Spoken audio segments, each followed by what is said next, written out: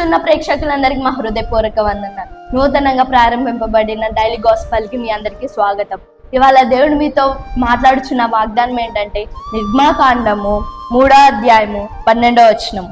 ఆయన నిశ్చయముగా నేను మీకు తోడై ఉండును. ఆమేన్. దేవుడు నీకు నిశ్చయముగా తోడై ఉండునని. నిశ్చయముగా అంటే మీనింగ్ ఏంటో తెలుసా? ప్రామిస్ అంటే దేవుడు నీకు ప్రామిస్ చేస్తాడు, నేను నీతో ఉంటానని, నిశ్చయముగా ఉంటానని దేవుడు నీతో అన్నాడమ్మా.